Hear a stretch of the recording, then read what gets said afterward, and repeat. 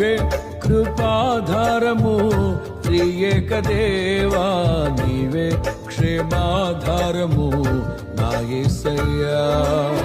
నూతన బలమును నవనూతన కృపను, నూతన బలమును నవనూతన కృపను నేటి వరకు దయచేయుచున్నావు. నిన్నే ఆరాధింతును పరిశుద్ధుడా, ఈ స్తోత్ర గీతం నీకేనయ్యా. నిన్నే ఆరాధింతును పరిశుద్ధుడా, ఈ స్తోత్ర గీతం నీకేనయ్యా.